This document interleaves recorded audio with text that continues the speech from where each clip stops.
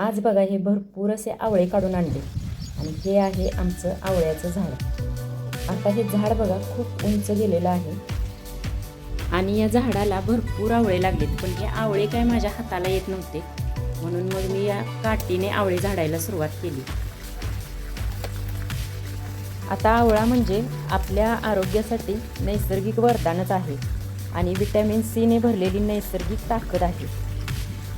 पित्तामुळे जर डोकं दुखत असेल आणि आपण जर आवळा खाल्ला तर लगेच डोकं दुखायचं थांबतं.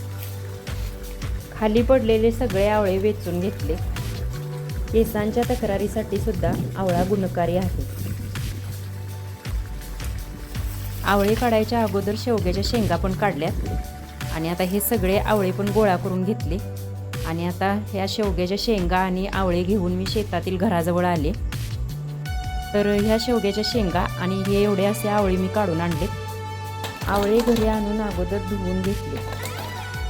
उन्हाळ्याच्या दिवसांमध्ये बघा उष्णतेमुळे मूळव्याध होतो, थायरॉईड उष्णतेमुळेच होतो, शुगर यासारखे आजार होतात. तर शरीर थंड ठेवायचं असेल तर आवळ्याचा उपयोग आपण करतो. आवळ्याचा रस किंवा आवळ्याचं सरबत जर रोज सकाळी आपण घेतलं तर दिवसभर कितीही उन्हामध्ये काम केलं तर त्रास होत नाही. आवळ्यामध्ये अँटीऑक्सिडंट भरपूर असल्यामुळे डायजेशन, मेटाबॉलिझम सुधारतं आणि कॅलरीज बर्निंगची प्रोसेस फास्ट होते. विटॅमिन ए आणि सी असल्यामुळे डोळ्यांचे आरोग्य सुधारते. केसांच्या तक्रारी दूर होतात, स्किनच्या तक्रारी दूर होतात, जसं की पिंपल्स येणं, केस गळती, केसांमध्ये कोंडा होत असेल तर आवळ्याचं तेल आपण तयार करतो. आता हे सगळे आवळे कट करून झाले आणि आता याचं मी करणार आहे आवळा सरबत. त्यासाठी एका पातेल्यामध्ये पाणी गरम करत ठेवलं. पाण्याला उकळी आल्यानंतर त्याच्यामध्ये हे आवळ्याचे काप घातले आणि हे काप 10 मिनिटं शिजवून घेतले.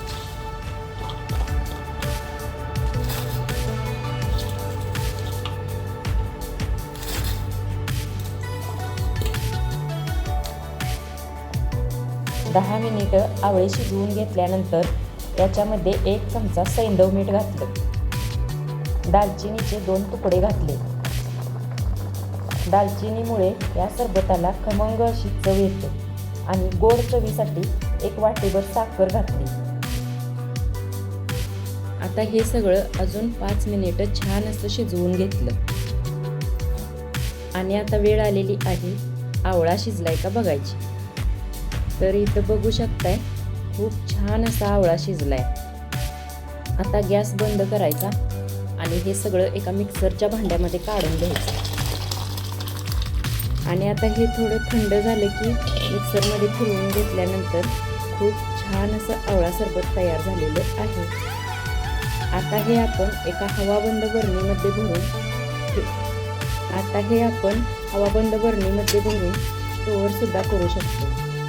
2 चमचे आवळा सरबत आणि थोडंसं पाणी, घरच्या घरी बनवलेलं फ्रेश असं आवळा सरबत. आवडलं असेल तर चॅनलला लाईक करा आणि सबस्क्राईब करा.